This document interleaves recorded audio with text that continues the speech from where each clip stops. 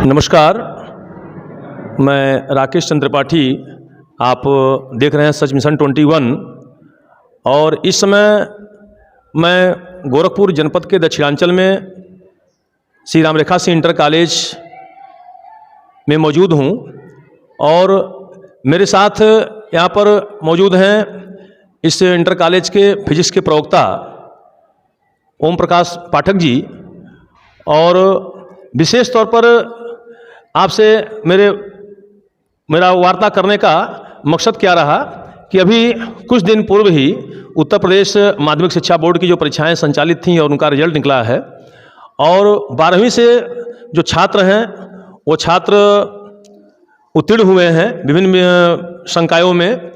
तो मेरा मकसद है जानने का, विशेष तौर पर आप पाठक जी से मैं ये जानना चाहता हूँ कि जो लड़के मैथ से रहे हैं या बायो से रहे हैं या वाणिज्य वर्ग से हैं, कला आर्ट्स वर्ग से हैं, कला संकाय से हैं, तो बच्चे उत्तीर्ण सब हुए, अच्छा छात्राएँ। लेकिन मेरा विशेष फोकस, चूँकि मैं जानता हूँ कि आप श्री पाठक जी गोरखपुर में शहर में रह करके, चूँकि अभी 2 वर्ष आपको हुआ इस विद्यालय में, यहाँ प्रवक्ता के पद पर आप चयन आयोग से चयनित होकर के यहाँ पर आए हैं।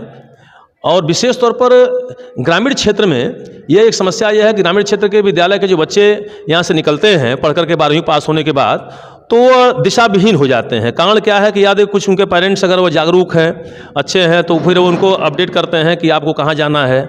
लड़के नहीं सोच पाते हैं कि 12वीं उत्तीर्ण होने के बाद हमको क्या करना है। आज मैं विशेष रूप से आपसे यही जानना चाहता हूँ कि जो बच्चे गणित वर्ग से हैं या जीव विज्ञान वर्ग से हैं और 12वीं उत्तीर्ण किए हैं, उनको दिशा किस रूप में मिलनी चाहिए, 12 के बाद उनको किस पर विशेष तौर पर फोकस करना चाहिए। धन्यवाद सर। पहले तो सर मैं आभार प्रकट करता हूं कि आपने मुझे इस लायक समझा कि मैं बच्चों को कुशल मार्गदर्शन दे सकूं। और सर जहां तक बच्चों के ये सर कैरियर गाइडेंस की बात है, मैं समझता हूं सर कि अब बच्चों में जो जागरूकता है अब धीरे धीरे बढ़ रही है, क्योंकि सर बहुत सारे सोशल मीडिया है, सोशल नेटवर्किंग है, यूट्यूब है, कैरियर गाइडेंस वाले हैं, मोटिवेशनल स्पीकर हैं, इन सबको सुनते हैं सब, और बच्चे जागरूक होते हैं और उनके जो अभिभावक हैं वो भी जागरूक होते हैं।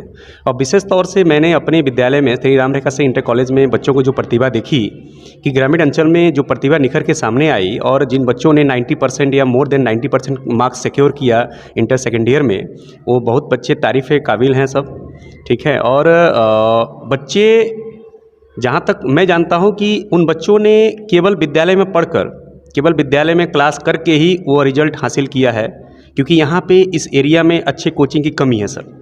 यहाँ पे मैं जहाँ तक जानता हूँ कि न तो अच्छे ट्यूटर की यहाँ पे मतलब की व्यवस्था है और न ही यहाँ कोई अच्छा कोचिंग है जिससे कि बच्चे उचित शिक्षा दे सकें। लेकिन इंटर कॉलेज में बच्चे रेगुलर क्लास करके बच्चों ने जो परसेंटेज हासिल किया है, वो बच्चे बहुत अच्छे बच्चे हैं, बहुत मतलब कि उनका जो IQ लेवल है बहुत अच्छा है। और बच्चे अब जो पड़ाव है, अभी भविष्य के लिए जो पहला पड़ाव है वो क्वालिफाई कर गए हैं, लेकिन अभी आगे बहुत सारे स्टेप्स उनको क्वालिफाई करना है। जैसे कि बच्चे 12th पास करते हैं तो पहले उनके सामने ये समस्या खड़ा होता है कि सर हम इस छोटे से कस्बे से निकल के हम कहाँ जाएं, हम गोरखपुर जाएं, BSc करें, सर IIT की तैयारी करें, क्योंकि IIT मतलब शब्द बड़ा शब्द है। IIT अपने आप में ही इतना बड़ा परसेप्शन है कि बच्चे जो ग्रामीण अंचल के बच्चे हैं थोड़ा घबराते हैं। IIT बहुत बड़ी चीज़ है। नहीं, ऐसा नहीं है।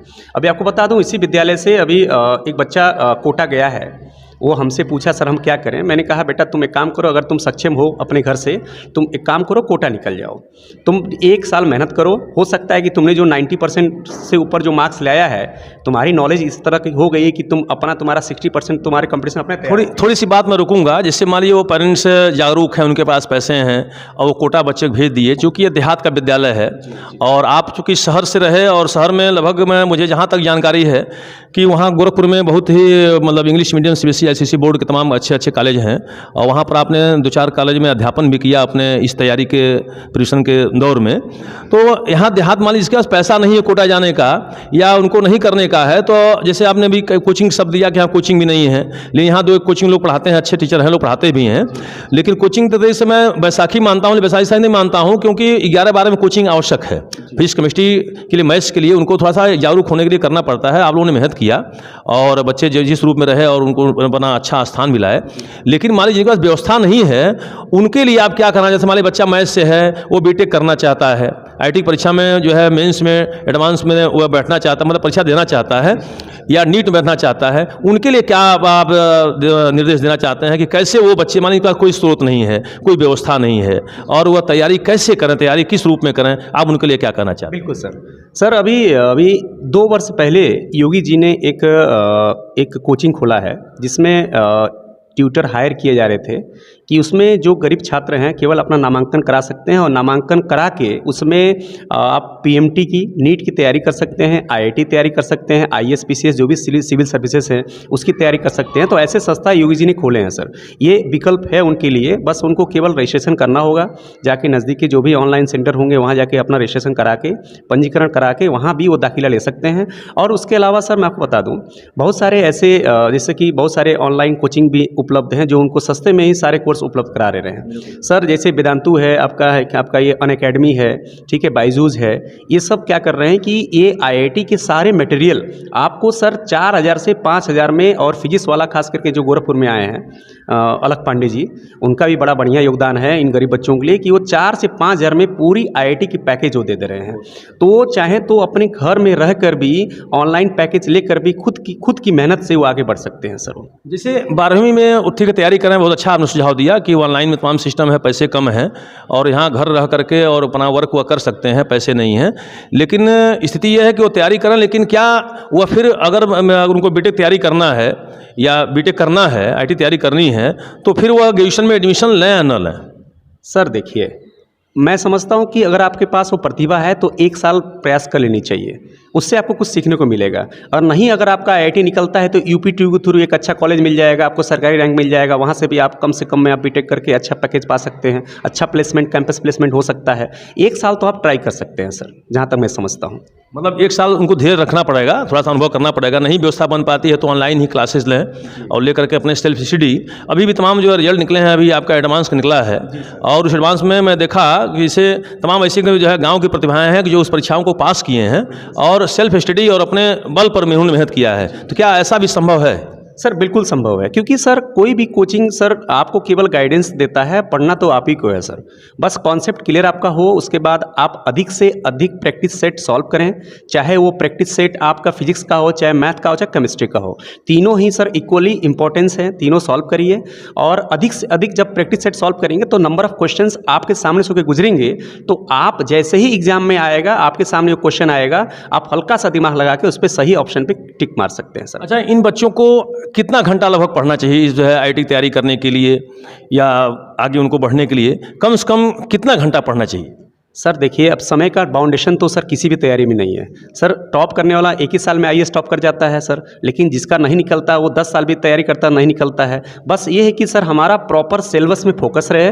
और सर मैं ये समझता हूँ कि सर बहुत ज़्यादा किताबें मत पढ़िए, आप कम पढ़ो, काम की पढ़ो।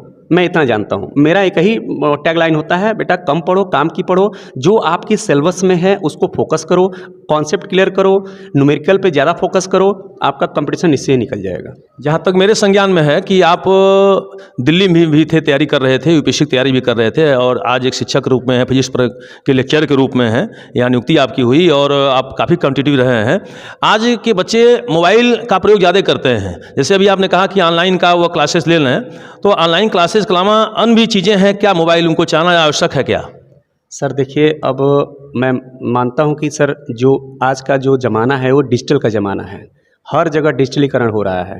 मोबाइल का अगर वो सदुपयोग करते हैं तो बिल्कुल कर सकते हैं। बस ये है कि आपका जो भी स्टडी मटेरियल होता है, आप उसको मोबाइल के द्वारा एक नोट्स में आप तैयार कर लो, एक बढ़िया नोट्स बना लो। मोबाइल का उपयोग वहीं तक सीमित रखिए, उसके अलावा आप ऑनलाइन मत रहिए, बिल्कुल आप ऑनलाइन की दुनिया से बिल्कुल कट जाइए। बाबू सोशल नेटवर्क में मत आइए, सोशल मीडिया मत आइए, फेसबुक, इंस्टा, इन सबों पर मत आइए। हमारा यही निवेदन है, आप केवल मोबाइल का प्रयोग वहाँ से केवल उन चीज़ों को नोट करने में ही प्रयोग करिए। अंतिम मेरा प्रश्न होगा आपसे कि फिजिक्स सब्जेक्ट ऐसा है कि जैसे कोई जरूरी नहीं है मतलब कि बच्चे इंजीनियर ही बनेंगे, बीटेक ही करेंगे, तो उनका यह सब्जेक्ट जो है आपके नीट में भी सबसे बहुपयोगी है और आगे के लिए भी बहुपयोगी है। तो जो बच्चे नीट जाना चाहते हैं उन बच्चों के लिए जैसे एक दिमाग में रहता है कि हम जो मैथ से हैं और हम कैसे जो है मतलब हम मैथ वाले हैं, हम लोग उसमें नहीं जा सकते हैं क्योंकि तमाम ऐसी बातें आती हैं। तो क्या ऐसा कुछ है क्या? सर फिजिक्स तो सर मल्टीपर्पज़ सब्जेक्ट है। फिजिक्स से अगर आप आगे करियर बनाना चाहते हैं, जैसे मान लीजिए बीटेक भी कर सकते हैं, इंजीनियरिंग कर सकते हैं, उसके अलावा पॉलिटेक्निक कर सकते हैं, बीएससी तो आपके पास ऑप्शन खुला ही खुला है। अगर आप बायो से हैं तो नीट की तैयारी कर सकते हैं, डॉक्टर बन सकते हैं, बी फार्मा कर सकते हैं, बीएससी कर सकते हैं, तमाम विकल्प खुले हुए हैं। उसके बाद भी अगर आप ग्रेजुएशन के बाद भी अगर सोचते हैं कि हमारा अगर ग्रेजुएशन अगर फिजिक्स केमिस्ट्री मैथ है तो हम क्या करें, तो सर इसरो में भी आपका चांस बन सकता है। वहाँ पे एक लैब टेक्नीशियन का निकलता है इसरो में भी, आप उसमें भर के आप साइंटिस्ट के असिस्टेंट बन सकते हैं। उसके अलावा एमएससी कीजिए, नेट जेआरएफ निकालिए, प्रोफेसर बनिए, साइंटिस्ट बनिए, तमाम ऑप्शन आपके पास हैं सर। बहुत बहुत आपको धन्यवाद पाठक जी। लेकिन अब प्रश्न तो बहुत कुछ है, लेकिन अब बहुत समय लग रहा है। अंतिम रूप में फिर मेरे अंदर एक काफ़ी दिन से, चूँकि मैं भी शिक्षक हूँ और संयोग से आपके साथ ही इसी विद्यालय में हूँ, चूँकि हिस्ट्री पढ़ाता हूँ, तो कंपटीशन में हिस्ट्री की भी बहुत महत्ता है। सबसे प्रमुख चीज़ होती है, यहाँ सुनने में आता है कि जो देहात बच्चे हमारे ग्रामीण क्षेत्र से इंटर पास करके जाते हैं तो लोग कहते हैं कि बीएससी 1 या 2% बच्चे कर पाते हैं, 1-2% बच्चे कर पाते हैं, फेल हो जाते हैं। उसके पीछे मैं रीजन निकाला तो बच्चों से बात किया तो उसमें पीछे रीजन आया कि हिंदी मीडियम, क्योंकि बीएससी में आल टू आल इंग्लिश पढ़ना पड़ता है और आप इसके पहले वह जहाँ तक मेरे संज्ञान में है कि आप इंग्लिश मीडियम के इस बीएससी आईसीएसई बोर्ड में आप कॉलेज में पढ़ाए हैं। तो क्या ऐसा भी है, क्या कारण बनता है क्या कि हिंदी मीडियम बच्चा है तो बीटेक में उसको परेशानी होगी, तैयारी में परेशानी होगी, नीट में परेशानी होगी, क्या ऐसी चीज़ें आती हैं क्या? सर जहाँ तक आज की परिवेश है, आज के परिवेश में ये सार्थक नहीं होता, क्योंकि सर यह बातें जब बच्चे पहले जहाँ बच्चों की इंग्लिश बहुत कमज़ोर हुआ करती थी या बच्चे बिल्कुल हल्का सा भी कोई वर्ड इंग्लिश में नहीं जान पाते थे, उनको समस्या आती थी। लेकिन आज हम अपने बतौर फिजिक्स शिक्षक यह प्रयास करते हैं कि बच्चों को इंग्लिश और हिंदी दोनों से रूबरू करें और जो टॉपिक हम हिंदी में पढ़ा सकते हैं वही टॉपिक बच्चों को हम इंग्लिश में भी बता सकते हैं। जो भी उसमें टर्म्स आ रहे हैं, जो भी फॉर्मूले आ रहे हैं, वो फॉर्मूला तो आपको चाहे हिंदी हो चाहे इंग्लिश हो लिखना ही पड़ेगा। और जहाँ तक बीएससी की बात है, हाँ मानते हैं कि बीएससी में आपको इंग्लिश टू इंग्लिश पढ़ना है, थोड़ी सी कठिनाई आती है, लेकिन सर ये भी कठिनाई कोई मतलब बहुत बड़ी कठिनाई नहीं है। हल्का सा आप मेहनत करके उस पर ओवरकम कर सकते हैं, उस पर आप काबू पा सकते हैं सर, सफल हो सकते हैं आप। चलिए, तो ये रहे हमारे साथ श्री राम रेखा सेंटर कॉलेज के ये फिजिक्स के वरिष्ठ लेक्चरर प्रवक्ता, जो इस विद्यालय में काफ़ी दिन से राम रेखा सेंटर कॉलेज में फिजिक्स प्रवक्ता की जगह सीट खाली रही और आपने अपना यहाँ इस विद्यालय को चयन किया, आयोग के माध्यम से इस विद्यालय को चुना। और ये भी सत्य है कि पूरे गोरखपुर जनपद दक्षिणांचल में यहाँ का विज्ञान वर्ग बहुत ही काफ़ी शुरू से जो साइंस फैकल्टी थी काफ़ी प्रचलित थी और आपने चुना शहर से आकर के, शहर के अन्य विद्यालयों में आपका नाम था वहाँ जाने के लिए, लेकिन आपने कहा नहीं मैं वहाँ जाऊँगा। तो सबसे पहले तो आपको इसलिए बहुत बहुत बधाई। और आज जो मैं सब प्रश्न रखा और मैं चाहता हूं कि आगे चल करके जो भी आपने राय दिया बच्चों के लिए, छात्र छात्राओं के लिए, क्योंकि रिजल्ट निकलने के बाद 10-20 दिन मात्र 1 महीना समय बचता है, बच्चे इधर उधर घूमते भटकते हैं, तो ज़रूर जो है इस हमारे बातों का और डी सी पाठक जी के बातों का जरूर जो है अनुसरण करेंगे। और इसी के साथ मैं राकेश चंद्र त्रिपाठी, धन्यवाद, जय हिंद।